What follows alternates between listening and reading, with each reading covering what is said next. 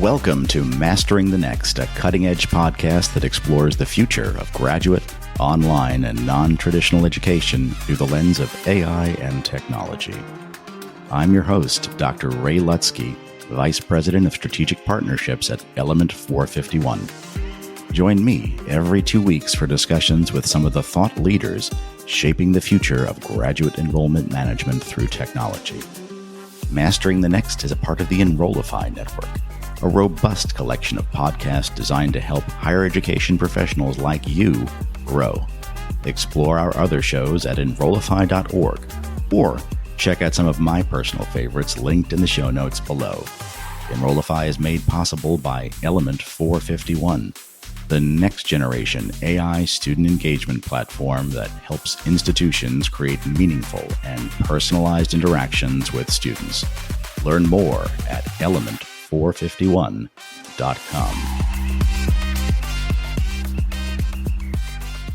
Dr. Jeremiah Nelson has had a notable journey in the realm of academia, transitioning from a leadership role in graduate enrollment management to becoming a full-time faculty member at Catawba College. The transition to a full-time faculty role at Catawba represented a shift from administrative to academic, allowing Dr. Nelson to engage directly with students in the classroom. He joins me now to talk about the jump from enrollment manager to professor. Jeremiah, Dr. Nelson, thanks for being with us. Thank you, Ray. I'm glad to be here. So I want to start, Dr. Nelson.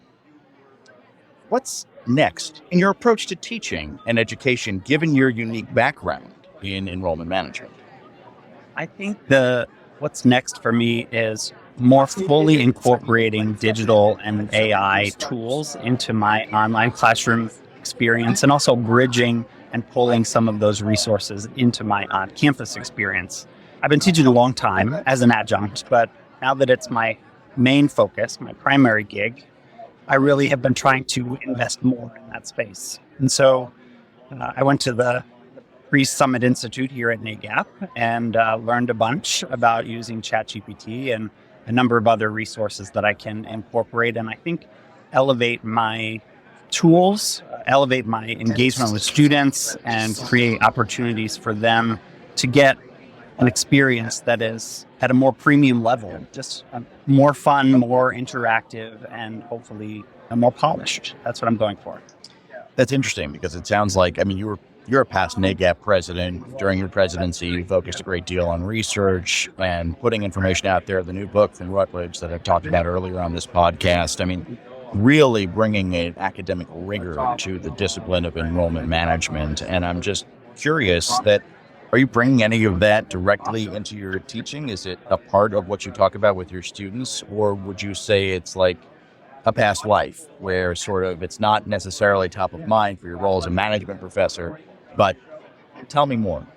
So I still do some administrative work, so I haven't given it up entirely.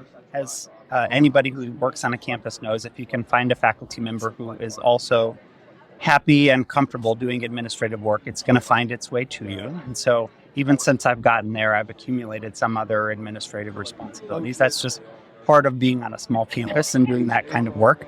But for sure, I've been able to take 20 years of enrollment management experience and really looking at the experience of talking to, engaging with students, really listening and learning from them, and treating learners as a partner and not treating learners as, a receptacle is really kind of a mindset that really aligns with my enrollment management sensibilities. It's really all about finding a good fit, and in the same way, helping people connect in the classroom and find what works for them is kind of my strategy for teaching as well.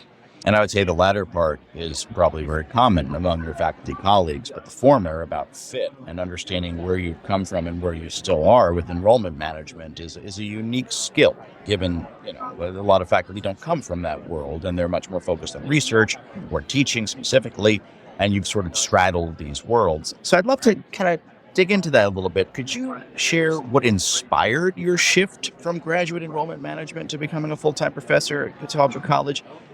What were the key factors that influenced your decision? I know you were teaching for a while before that. Yeah, the goal in getting my PhD was to be able to shift from primarily administration and a little bit of teaching on the side to primarily teaching with a little bit of administration on the side. So that was kind of the goal of going back and getting the doctorate. I mean, the balance that comes from a faculty lifestyle was part of the draw. I mean, there's a rhythm to the work. I've joked with some of my colleagues, it's one of the best jobs on the planet because just when you're running out of steam, there's a break. And then you come back after a month, and just when you're running out of steam, there's a couple months break. So the rhythm of the work really lends itself to finding balance and being able to have a good family life and not be on the road all the time. There's certainly something to that. I do miss some of the travel for sure, but it's certainly been a really, really good shift for me. I've always treated enrollment management more like educating. Like my mindset was always, let me help you find the right school for you, even if it's not my school. And so it's the same kind of learning experience in the classroom, for sure. That's really interesting. I feel like for many folks, it would not necessarily be an easy transition. I think for some, it would be sort of like, I'd like to do this, but how do I do it? I'm not sure. And it sounds like you navigated that extremely well, particularly going through your PhD program. How hard was it to balance your work in enrollment management with going through a rigorous program like a PhD? Yeah, it was pretty tough. The program that I went to was face-to-face, and it was 90 minutes away from my house. But finding a program that was both built for working professionals that I could do in the evening and the degree that aligned most closely with my research interests and within a drivable distance was pretty tough. But it really worked out. I went to North Carolina A&T State University, incredible HBCU, and had a really worthwhile experience, and the degree has paid dividends for sure. The balance is the same balance for all of these graduate students that are trying to work full time and go to school part time. I was able to empathize with them because I was literally doing it all the way along, right alongside them. So. It's incredible, and I think a lot of professionals are probably envious because they wish they had the time and they wish they could make that kind of commitment because it is a huge deal to be able to do that. And getting a PhD is no small thing, even when you're a full-time student. So it's really amazing. So kind of going back to where you started, what challenges or opportunities have you encountered in making this transition? How did you navigate some of the changes that you went through? I'll say in terms of challenges, the challenge that stands out for folks is the amount of time that it takes to deliver a good class. I've always been an adjunct, and teaching one or two classes while working full-time is a different level of commitment. And I teach 4 or 5 classes a semester. It's a teaching institution. I'm teaching a lot of preps because it's a small staff of faculty, and so it's just a tremendous amount of work to do a good job with that, which I appreciated as an adjunct, but I really appreciate it that I'm balancing kind of the committee responsibilities and the administrative work on top of teaching the full load of classes.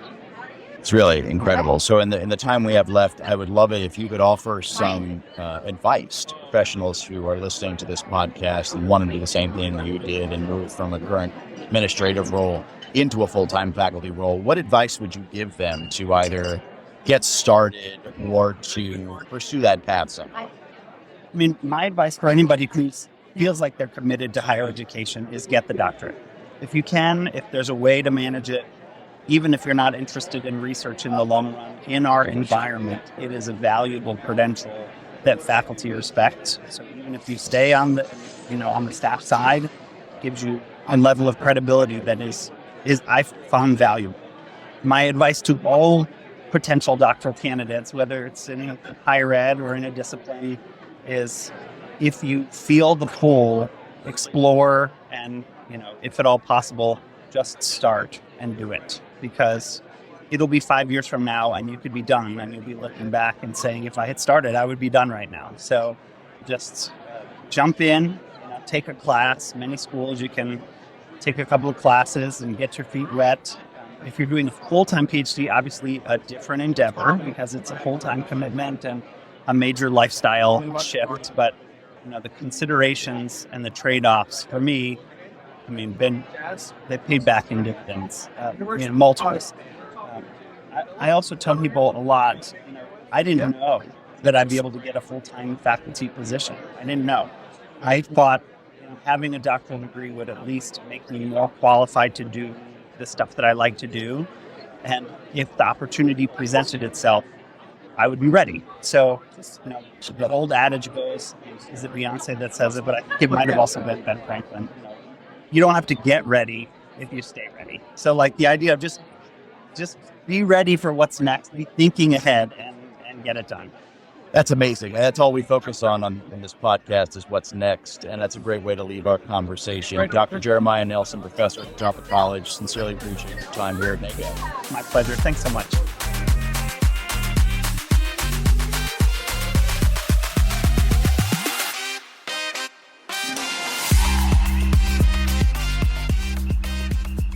The Mastering the Next podcast is a part of the Enrollify podcast network. If you like this podcast, chances are you'll like other Enrollify shows too. Our podcast network is growing by the month, and we've got a plethora of marketing, enrollment, and higher ed technology shows that are jam-packed with stories, ideas, and frameworks all designed to empower you to be a better higher ed professional.